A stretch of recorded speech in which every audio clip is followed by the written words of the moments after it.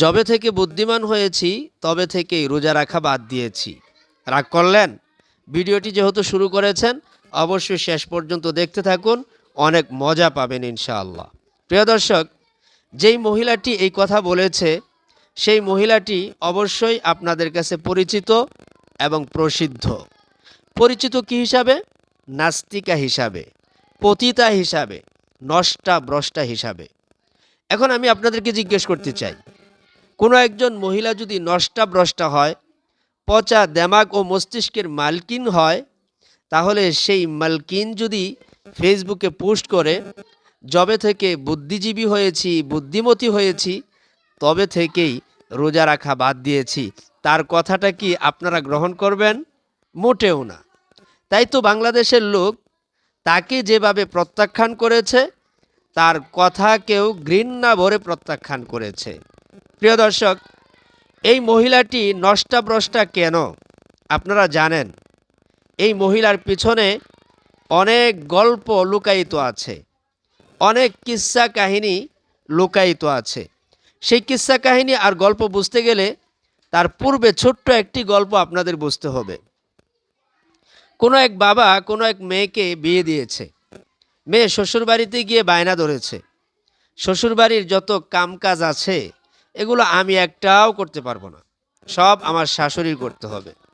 আমি দর্শকদের উদ্দেশ্যে জিজ্ঞেস করতে চাই, এই পুত্রবধূকে কোনো শাশুড়ি রাখবে, নাকি উত্তম মাধ্যম দিয়ে ডিভোর্সের মাধ্যমে বাপের বাড়ি পাঠিয়ে দিবে?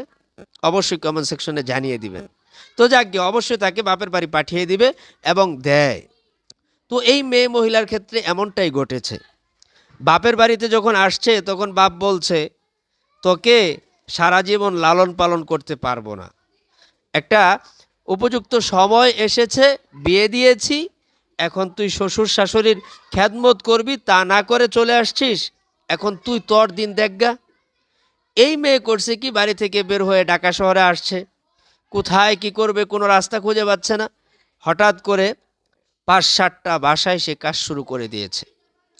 পথিমধ্যে তার এলাকার একজন মাতবরের সাথে দেখা, যেই মাতবর সেই বিয়ে শাদী রফা দফা করার সময় ছিল, তখন সে শুনেছিল এই পুত্রবধূ বলেছে শ্বশুর শাশুড়ির খেদমত করতে পারবে না।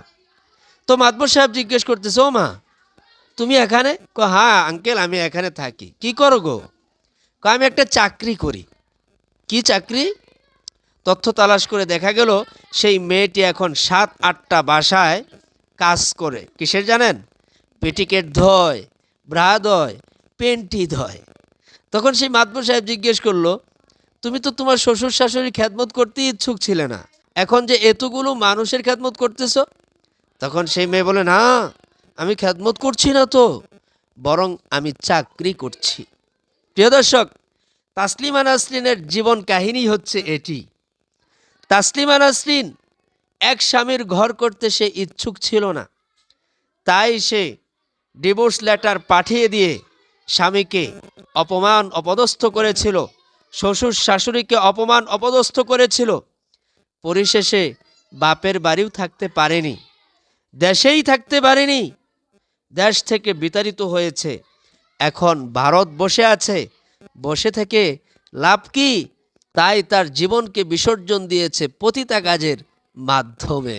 প্রিয় দর্শক, এখন যখন তার শরীরের সমস্ত অঙ্গ প্রত্যঙ্গ ওই যে এগুলো ডিলাডালা হয়ে গেছে, তখন সে ফেসবুকে পোস্ট করে, ভালোবাসতে হলে কাছে আসতে হয়, চুম্বন দিতে হয়, চোখে চোখ রেখে কথা বলতে হয়, ইত্যাদি ইত্যাদি।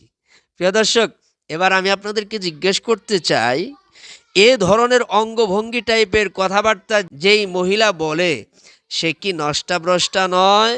অবশ্যই কমেন্ট সেকশনে জানিয়ে দিবেন। তাহলে এমন মহিলা যদি ফেসবুকে বলে যবে থেকে বুদ্ধি হয়েছে তবে থেকেই রোজা রাখা ছেড়ে দিয়েছি, সেই কথাটা কোন ব্যক্তির কথা একটু আপনারাই কমেন্ট সেকশনে জানিয়ে দিবেন। প্রিয় দর্শক, এই নষ্টাভ্রষ্টা মহিলা যখনই ফেসবুকে পোস্ট করে তখনই আমি কিছু না কিছু প্রতিবাদ করে থাকি। যদি আমার চ্যানেলটি ভালো লেগে থাকে অবশ্যই লাইক কমেন্ট করবেন, শেয়ার করবেন এবং পরিশেষে সাবস্ক্রাইব করে আমার একজন বন্ধু বনে যাবেন। আসসালামু আলাইকুম ওয়া রাহমাতুল্লাহ।